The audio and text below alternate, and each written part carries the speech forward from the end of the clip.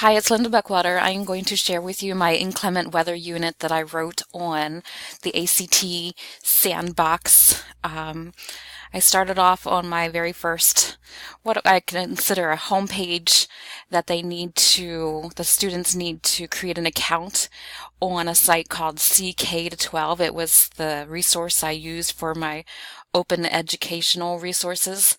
And later on, I can show you specifically what that looks like. I have a getting started page, which the students should read first.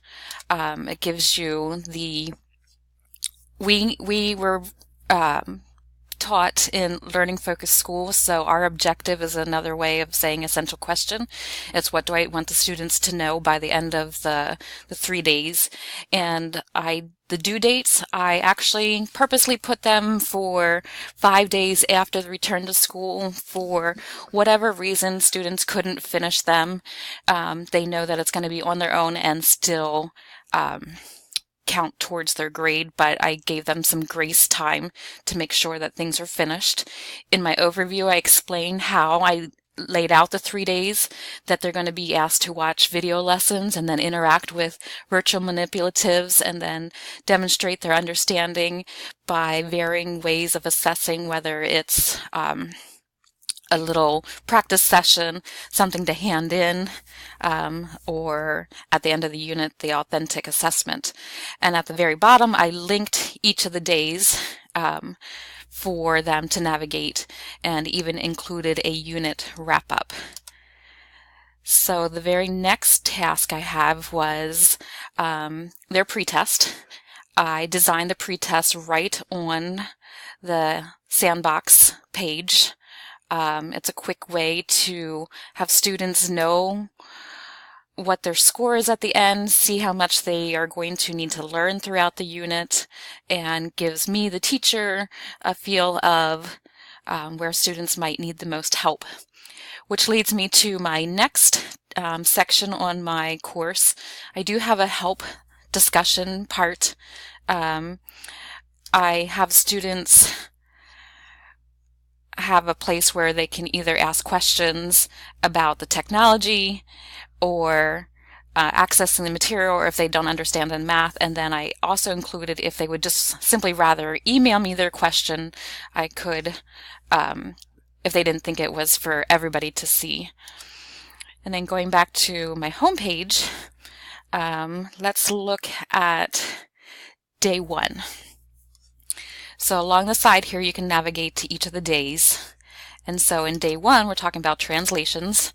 And so again, I have like an overall description of what they're going to learn. And I formatted it the very same way in each of them, just to make it like user-friendly. I pose the question, what I want them to learn by the end of the lesson, and what they need to do. In here, I also want to include probably a video of myself explaining the directions. I mean, I know a lot of students can read and follow, but I'm afraid they're going to skip something. I do like that back on the home page it gives check marks for completion. And so here's where I want to show you my open-ended resource. One of the first ones says, read and watch the following video about translating a figure on the coordinate plane, and it has a hyperlinked right to the resource, and it brings up the OER CK to 12 site. And so within that resource, you can read, you can see that the vocabulary is highlighted, and another feature I like is, suppose I see something that I want to remember for later. I can highlight it, choosing the color I like, and later on I can see the notes that I've taken down here, plus the vocabulary. So that was a feature I really liked about this site. And then right in the reading, there is videos that go with the lessons. So along with reading, you can view and practice, and then there's worked out examples. And at the very bottom, it gives you, and I asked the students to complete the questions within the open-ended. This is more of a self-check because I'm not asking them to turn it in, although for um, making sure that they do, I hate that sometimes you ask a student to do something and they won't do it unless there's a grade attached. I might add to my course a place to hand it in, that they do it on paper, scan it in, or take a picture of it and scan it in and turn it in like an assignment. But there is a way where they can check their answers. So it's more of a self-check. And then at the very top, and then go back to so there's other resources. I included a PDF of notes that actually goes throughout the entire unit, and I tell the students specifically which day to concentrate on, and there's more practice problems. The only thing is I wish it was like a writable PDF, because in my survey I saw that some of my students don't have access to a printer at home. And then keep going through. The one thing that I do need to change, I believe this worksheet is still in a Word document, so I want to change that to a PDF. And then the practice. It's like a formative assessment. It takes them right back to the OER site, CK to 12, and it tells them that they need to practice. And you can see my son was one of my students, and he completed the first assignment on geometric translations. And even if you did it previously, it says boost your memory and you can continue doing it again. So I thought that was pretty cool in case you want to keep practicing. Here's another one where he didn't complete, and so you can see what the questions look like. And it gives you an estimated time about, if you're doing okay, it should take you about 7 minutes to do.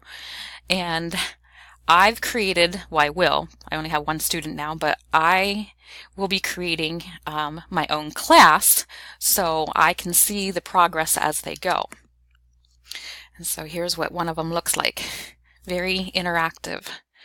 I did find, as I was going through this, one or two questions was actually not the right answer, and there is a place that it says improve this question, and I actually sent a message to CK12 explaining how that problem was wrong.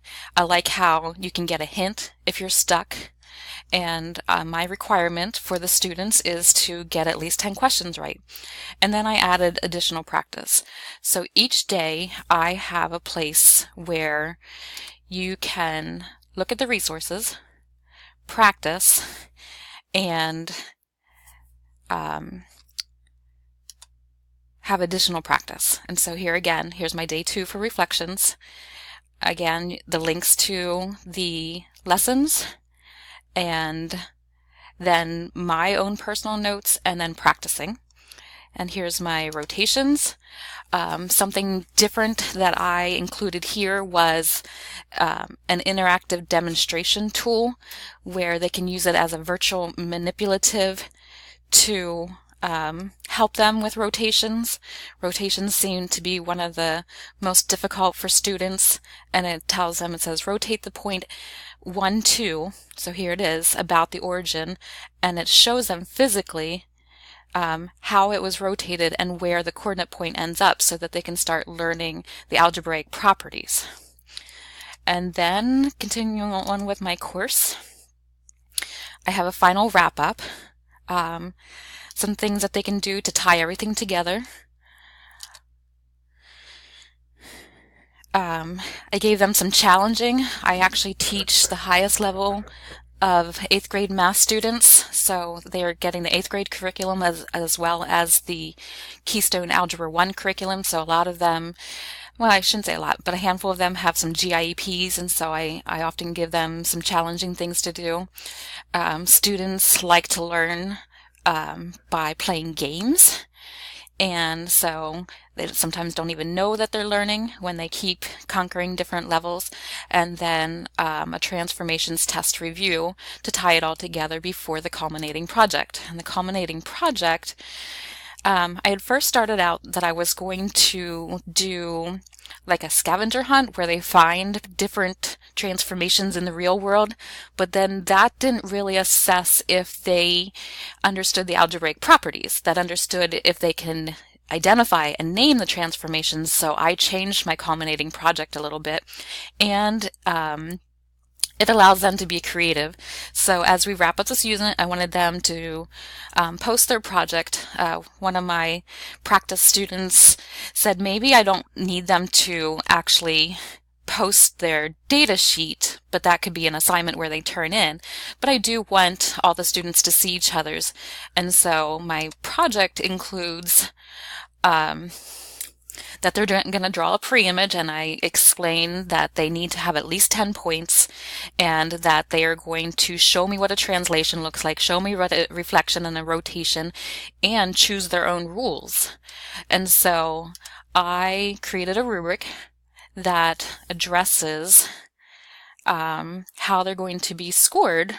And I always encourage my students to look at the rubric before handing any assignment in.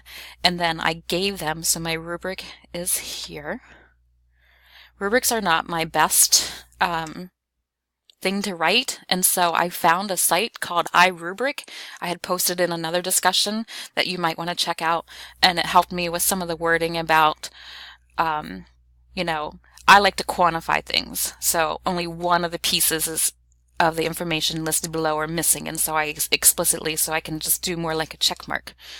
And then I also gave an example of what their picture should look like. I like how in D2L, when you do add a picture, it prompts you to add alt text, or to simply say it's just a visual image. But I like how it prompts you, because that's one thing I need to work on. So let's go back and look at my unit and compare them to the QM standards. That's what I used to help write this. I believe I gave very clear instructions. If I'm looking at the course overview and introduction, like I said earlier, one of the things I want to do is include video directions as well. In each of them, I gave a statement that introduces the students to the purpose and the structure of the course. I did that in my Getting Started page, how, excuse me, how each of the days is going to look. What I did not include was a part about academic integrity or technical skills or an introduction. That would be something that I would want to put right on my homepage of my entire course. And since this was just a mini unit, I didn't add that here, but that is definitely something I want to do. And then going down to learning objectives, in each of my days, if you remember, I stated my essential question, otherwise known as objectives, for each of them. It definitely aligns with translations is in my 8th grade curriculum, and so it definitely aligns to my course content. And the instructions of how students are going to meet those learning objectives are clearly stated by saying you need to complete these resources and then practice this. My assessment and measurement, I do like a formative assessment for each of the lessons by having them complete the 10 questions. And then my pretest was a way of assessing them before we even get started. And then one of the things that I've been working on throughout my career is creating authentic assessments. And so I was actually pretty pleased with the culminating project that I came up with. Other times I've actually used making a tessellation. And again, it showed that they can actually, translate, reflect, and rotate, but it didn't assess their academic properties. I used the instructional materials I used were the open-ended resource from CK to 12. I think it's nice that the students can go from one spot and click right on to the resource that they need and don't have to navigate from one screen to the next. And so the course content, it's appropriate for the reading level.